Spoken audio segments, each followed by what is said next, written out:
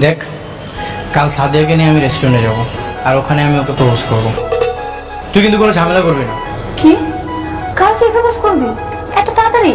হ্যাঁ, তুই ওর সামনে আমাকে তুই বলেছিস, এই জন্য ও অনেক মাইন্ড করেছে। নেক্সট টাইম এমন কিছু যেন না হয়। এগুলো করলে মানে টাক্সস? হ্যাঁ, কথাটা মনে রাখিস।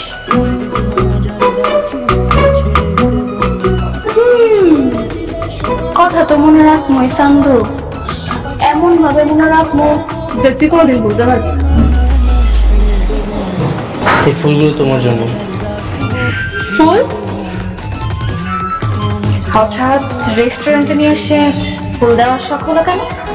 এগুলো আমার ভালোবাসার প্রতীক। এই যে ফুলগুলো দেখছো, প্রতিটা ফুলে জড়িয়ে আছে আমার ভালোবাসা। প্রেমে পড়লে নাকি?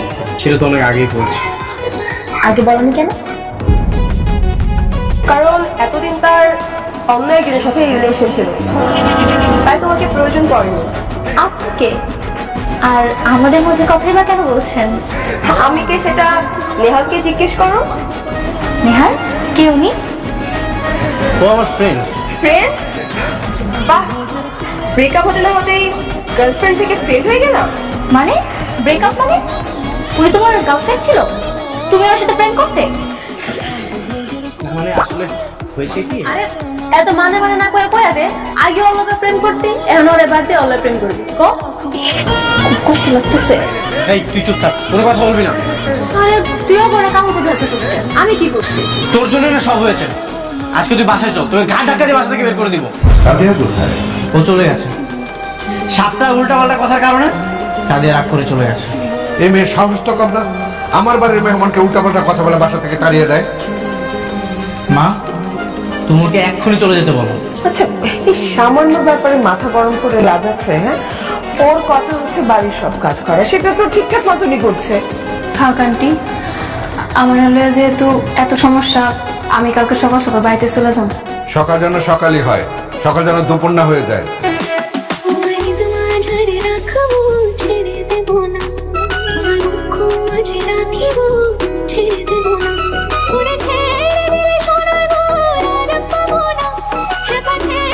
কেন ডাকছো? কিছু কইবা? মা বলছিল বাসার সব কাজকর্ম বন্ধ হয়ে যাচ্ছে, তোমাকে ফিরে যেতে হবে। ও বাবাকে মা ম্যানেজ করবে, আর আমি তোমাকে নিয়ে যেতে এসেছি, চলো। কিন্তু আমি তো যাবো না। কেন? এমনি যাবো না, যে বাড়ি থেকে একবার অপমান হওয়ার পর বাইরে গেছি, ওই বাড়িতে আমি দ্বিতীয়বার পা রাখবো না। আমি না কেন জানি তোমার পাশে অন্য কোনো মেয়ে সহ্য করতে পারি না। মানে তুমি যে মেয়ের লাগে প্রেম করো, আমার কেন যেন ওর উপর হিংসা লাগে। যদিও আমি জানি আমার হিংসা করার কিছু না, কিন্তু আমি না মানতে পারি না। আমি নিজের অনেকবার বোঝানোর চেষ্টা করছি, তুমি বড় লোক আর আমি গরিব গরিব মাইয়া, আমি গরিব থেকে কোনো কিছু হওয়ার না। তারপরে আমার মন তো মানে না, আমার মনটা আমি কোনোভাবে বুঝাইতেই পারি না। মানে আমি হয়তো তোমার অনেক পছন্দ করে ফেলাইছি, ভালোবাসা করতে পারো, কিন্তু লাভ কি? তুমি তো আর আমার ভালোবাসো। এইসব তুমি কি বলতেছো? আমি তোমাকে নিয়ে এগুলো ভাবি না, আর তোমার সাথে প্রেম ভালোবাসা এগুলো তো প্রশ্নই আসে না। সবার লাইফে না প্রেম ভালোবাসা আসতে হতো না। তুমি ভালো থেকো, আজকের পর থেকে আমি আমার কোনোদিন বিরক্ত করবো না।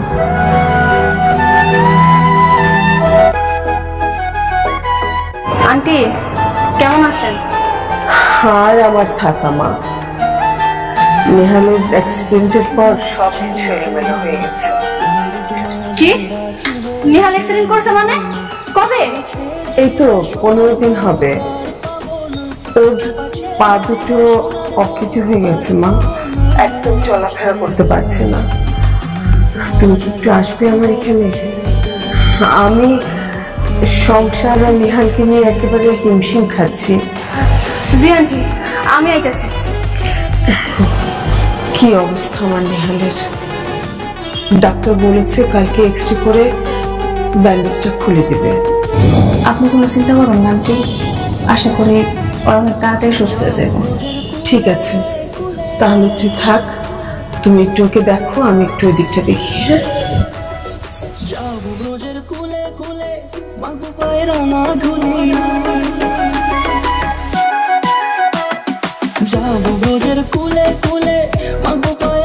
ধুলি, ও ওরে পাগল মন যাব রোজের কোলে কোলে মাগো পায়ে রাঙা ধুলি ওরে নয়। আন্টি ডাকছিলেন? হ্যাঁ, আসলে তোমাকে একটা কথা বলতে চাচ্ছিলাম। কি চাইতেছেন আন্টি? তুমি যদি নেহালকে বিয়ে করতে রাজি থাকো তাহলে তোমাদের বিয়েটা আমরা দিয়ে দিতাম। তুমি কি আমার নেহালকে বিয়ে করতে রাজি আছো মা? মানে দেখো, নেহাল এখন অসুস্থ, এটা ঠিক, কিন্তু তোমার সংস্পর্শে এলে খুব তাড়াতাড়ি সুস্থ হয়ে যাবে। আমি রাজি, আমার কোনো আপত্তি নেই।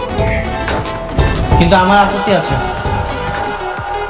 আমি বিয়ে করতে পারবো না। কিন্তু কেন?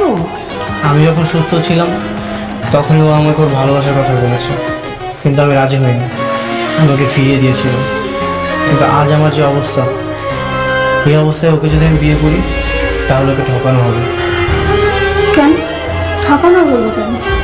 আমি চাই না কেউ আমাকে করোনা করে বিয়ে করুক। আমি তোমার করোনা করতেছি না, আমি তোমার ভালোবাসি দেখেই তো বিয়ে করতে রাজি হয়েছি। আন্টি আপনি বিয়ের ব্যবস্থাটা করেন। কিন্তু কোনো কিন্তু না, আমি যাই কইছি ওইটাই, তুমি চুপ করে বসে থাকো।